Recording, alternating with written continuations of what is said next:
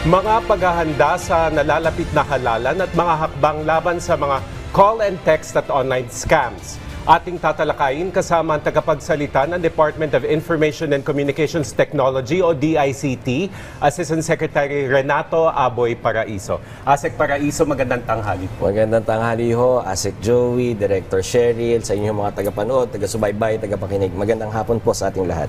Sir, dahil Holy Week, unahin na po natin, ano po yung ambag o partisipasyon ng DICT ngayong Holy Week para maging ligtas at mapayapa ang biyahe ng ating mga kababayan? Asik Joey, to be honest, malaking bahagi ho ng mandato ng DICT is yung mga pagdating ho sa mga information dissemination tsaka educational campaigns natin. Batid ho natin ngayon ng Holy Week, marami ho ang magbabakasyon. So kasama ho yung mga sa digitalization process ho natin, mga advisories when it comes to travels, at advisories na rin ho kasi marami rin yung mga papagastos ngayon, yung mga gagamit ng mga online banking at saka online payment platforms nila, yung mga pagbabantay doon sa mga online platforms na yon at saka pagpapaalala sa ating mga kababayan po. Asik, nabanggit nyo nga po na marami pong babiyahe sa iba't ibang lugar sa bansa. Paano po na tinitiyak ng DICT ang connectivity po? Tayo naman ho, tuloy-tuloy ang programa natin with regards to connectivity. Andyan ho yung pinalakas at katatapos lang ng Phase 1 ng National Broadband Plan. Ang GovNet ho natin para tiyakin yung mga komunikasyon sa ating mga front-facing services ng ating pamahalaan, tuloy-tuloy po. At saka yung connectivity naman ho ng ating mga kababayan, lalong-lalo na doon sa mga public areas ho natin. Kasama dyan ho yung mga government offices, public places, yung mga parks ho natin. Kasama ho, iba ho dyan yung mga public terminals ho natin. So talagang ho, pinapaigting, tinutuloy ng DICT ang programa for connectivity at makakaasa ho kayo sa bagong administrasyon ho ni Secretary Henry Aguda, palalakasin pa ho natin ang connectivity. Doon naman tayo, sir, sa usapin ng call and text scam. So, gaano kalaganap na po ito at ano po yung mga hakbang na ginagawa ng DICT para po matapos itong problemang ito? Ay, talaga hong lumalaganap na kasi base ho sa datos, karamihan ho sa krimen ngayon nangyayari online na. Even traditional crimes. Pero ang talagang nagiging problema natin, tama ho kayo, si Joey, yung online text scams na ho na to sa administrasyon ho ni Secretary Henry Aguda, ang direksyon niya ho sa bagong Cybercrime Investigation and Coordination Council, talagang palakasin ang pagsusugpo itong mga online text scams na ho na to. Talagang ang marching orders niya, dapat ang CICC mabilis at mabangis dapat against all these forms of scammers, yung mga fake news peddlers, at yung mga illegal online gambling sites po. Asik, para naman po mas maunawaan ng ating mga kababayan, may epekto po ba ang SIM card registration sa pagbawas po ng scam calls and messages? Straight answer, yes, meron ho. Kasi ho, tinanggal nito yung pinakamalakas na sandata before ng mga online scammers po, yung anonymity ho nila pagdating doon sa online text scams. Kaso nag-adapt na rin ho yung mga scammers natin. Hindi na sila gumagamit ng call or text. Ang ginagamit na nila yung tinatawag nating over-the-top services po o yung OTTS natin to. Ano ho ito mga to? Viber, Messenger, na gumagamit ho ng internet na pag nag-register kayo dito, hindi nyo na kailangan ng valid SIM card. So register kayo. Tapos iba, yung mga existing, diba sa SIM card Registration Act natin, hindi na-deactivate natin yung mga hindi na-register. Pero pag nakapag-register kayo prior to the SIM card registration law, tuloy-tuloy ho, kahit i-deactivate namin yung SIM card nyo, tuloy-tuloy yung mga OTTS services na to.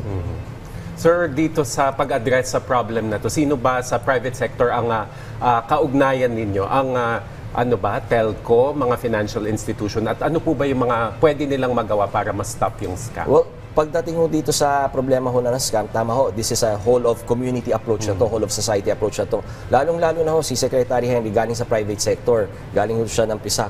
So talagang ang one of the pillars is talagang yung palakasin yung coordination, cooperation, and collaboration with the private sector. Tama ho kayo, talagang kinakausap na natin ngayon yung mga MNOs, yung mobile network operators, para ho matigil na itong mga scams na to. Hindi na matigil, gagamitin ho natin yung collaboration natin sa kanila para magkaroon ng attribution, apprehension, and then prosecution. Papanagutin ho natin itong mga to. Paano nyo naman po isinusulong ang digital literacy para sa mga ordinaryong Pilipino, lalo na po sa mga senior citizen at mga kabataan? Well, tuloy-tuloy pa rin ho at magkakaroon ng realignment do sa upskilling programs ho natin pagdating sa mga sa private sector ho at pagpapalakas ng digital literacy ho natin. Tama ho kayo, nakikita natin na nagiging problema yung lalo na sa mga senior citizens, yung pagiging adverse nila, tech adverse nila. Yung mga mag-adapt lang ng mga online payments, ayaw nila kasi komplikado daw ho. So talagang isa ho yan sa tututukan ng DICT para ho mabawasan o kaya talaga mawala na yung agam-agam at pangamba ng ating mga senior citizens sa pag-a-adapt ng technology. Nabanggit niyo, sir, na pananagutin natin itong scammers. No? Sa existing legal framework, sapat po ba yung mga batas at mekanismo natin para masawata sila o mayroon tayong kailangang idagdag? We have enough para panagutin sila, pero pwede natin itong palakasin. In fact, one of the marching orders of the Secretary, and I think I have, pwede natin isiwalat, is start the discussion on cyber terrorism na ho. Again, yung pinapalakas ho natin, yung CICC natin when it comes to the investigation and apprehension ho. Pinag-iisipan na rin ho at mamaya ho magpupulong-pulong ang Cybercrime Investigation Coordination Council na pinamumunuan ng Secretary ng ICT at kasama yung ibang ahensya para to discuss a task force to be formed para sugpuin itong mga online tech scams na ho na to.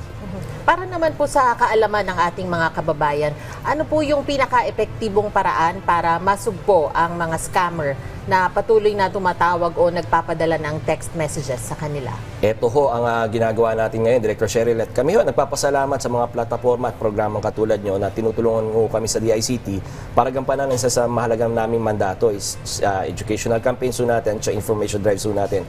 Tatandaan ho natin mga kababayan, hindi ho tayo maloloko kung wala ho tayong participation. Kung hindi ho tayo nagpa-participate, halimbawa, hindi natin i-click yung mga links na to at hindi ho natin na magbibigay voluntarily ng mga online o yung mga one-time passwords ho natin para ho magkaroon ng access yung mga scammers na to sa mga financial records natin, financial platforms natin.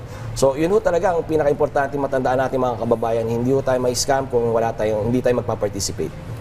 Pero supposing, sir, nag-participate ako inadvertently, na-click ko yung link, saan po ako pwede mag-report? At meron po bang official channel, official hotline na pwedeng pagdulugan ng kung naging biktima ako? Tama ho, Asik Joey. No? Ayan ho, ibibida na namin sa CICC yung hotline 1326 natin, which now would be strengthened and improved para ho talaga ma-address lahat ng mga reklamo natin at reports natin when it comes to online scam. Kailangan paalala ko rin sa mga kababayan natin, hindi porke hindi kayo nabiktima at nasawata nyo to or na-detect nyo yung mga scams, hindi nyo na i-report. Maganda ho, i-report nyo pa rin na nag-attempt na kayo ay biktimahin para ma-build natin yung database at ma-block natin yung mga numbers na to para hindi naman sila makapambiktima ng iba pang tao.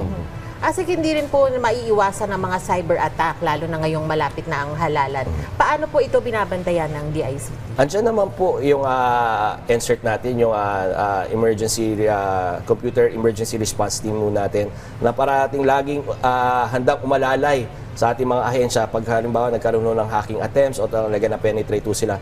Pero ho, kailangan natin tandaan na andyan na ho ang Executive Order number 58 o yung National Cybersecurity Plan for 2024 to 2028 na natin. This is a national policy already ng ating pamahalaan na mandating lahat ng ahensya to improve yung mga online systems nila, yung mga ICT systems nila at magkaroon na sila ng sarili nilang mga emergency response team. So, yung mga SOC, yung mga operation center ho nila, security operation center ho nila sa kanilang mga ahensya ho.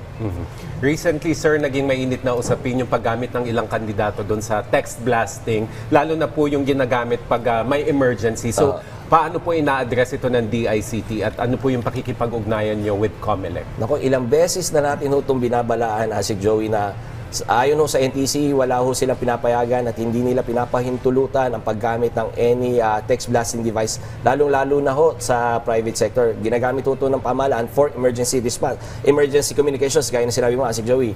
Pero ho, ang private sector hindi. So, any form of sale, distribution, possession, use of these text blasting devices, lalong-lalo na yung mga IMSI catchers ho natin, pinagbabawal ho and would be considered an election offense. So pag ang gumamit mismo at nawalang gumagamit, yung mga kandidato ho natin.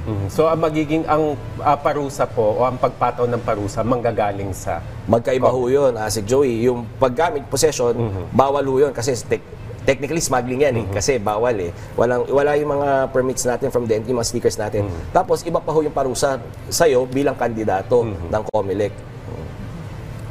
Asik, meron po ba kayong mensahe o paalala po sa ating mga kababayan ngayon pong Semana Santa? Mula ho sa aming Secretary Henry Ruel Aguda po, at sa buong pamunuan ho ng DICT, tayo ho ay itong mga panahon ng Semana Santa ay panahon para magdilay-dilay. Kami naman ho sa pamahalaan, hindi ho kami tumitigil. Buti nga ho kayo, binuan natin kanina, may bakasyon kayo. Kami ho wala. At hindi ho tayo titigil at parati ho kayo makakaasan. Dito ho ang inyong DICT para handa hong umalalay sa inyo. Alright, maraming salamat po sa inyong oras, Assistant Secretary Renato Aboy Paraiso, ang tagapagsalita ng DICT. Thank you, sir. Maraming salamat din po.